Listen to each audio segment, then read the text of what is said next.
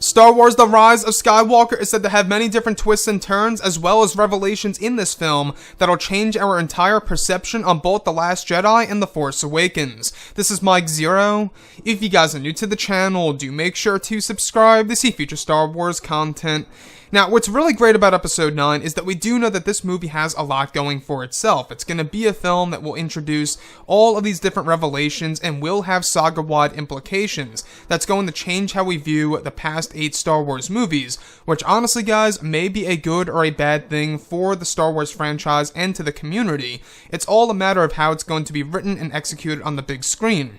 Now, these past couple of weeks or so, we've been learning a whole lot more about this film, and when it all comes down to one of the concept art descriptions, this is where things begin to get very intriguing for the characters of Snoke, Kylo Ren, and the Knights of Ren. Now, specifically, a description of Kylo Ren and his Knights of Ren, entering what's described to be an abandoned First Order base on an unknown world in the Outer Rim.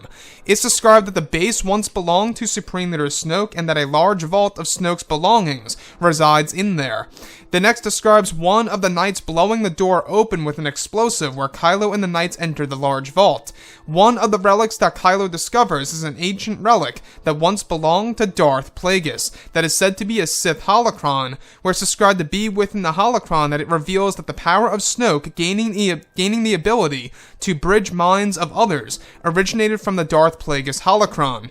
It's said that the power Snoke used against Rey and Kylo in The Last Jedi all originated from Darth Plagueis, that this will be touched on lightly in the film, and will get more specific in the Rise of Skywalker visual dictionary.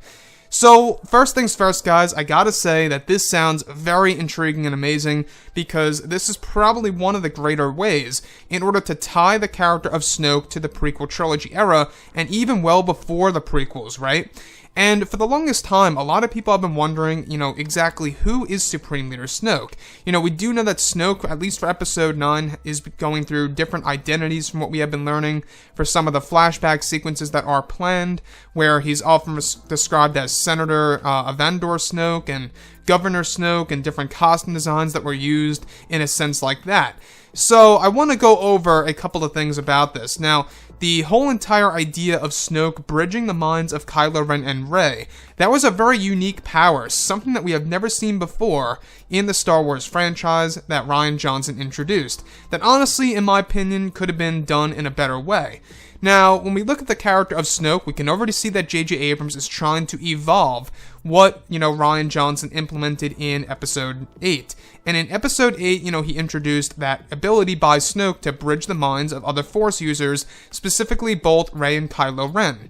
Now, the thing here is this, is that we do know that this movie is going to be very heavy on Jedi and Sith lore, and one of the sequences involves Kylo Ren and the Knights of Ren traveling into an abandoned First Order headquarters, and a base, if you will, that contains a vault that once belonged to Snoke, and actually holds a lot of belongings of Supreme Leader Snoke. We're talking about ancient Sith relics and artifacts and everything around those lines, right? One of which was the actual holocron of Darth Plagueis, and inside of that holocron lies a secret power, which was the ability to bridge the minds of others. So that's where things begin to get very interesting here, and could very well open up the possibility that maybe, and just maybe, that this is also a hint that maybe Snoke is indeed Darth Plagueis at the very end of the day, where he was able to use the essence transfer technique from body to body. Or this could also indicate that Palpatine is indeed Snoke all along in The Force Awakens and The Last Jedi.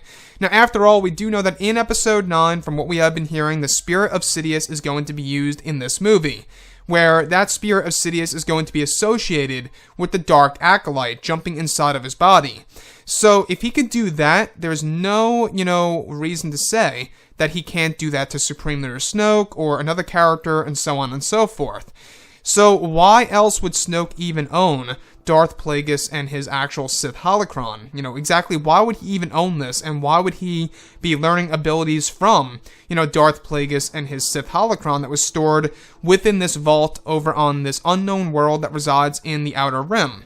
So, a couple of things about this. You guys may recall that when they were asking Disney, I believe it was over at Star Wars Celebration a couple of years ago, they were asking about Darth Plagueis to Daisy Ridley, and she almost slipped about Darth Plagueis having some form of involvement in the sequel trilogy, and she couldn't really say more than that.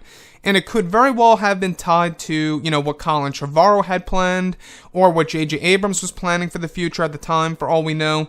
The only thing that we do know is that this movie is really going to change how we view some of the major characters in The Force Awakens and The Last Jedi, as well as some of the legacy characters from the originals and the prequel trilogy era, which honestly I think is going to be a very interesting move by Disney and Lucasfilm, JJ and crew.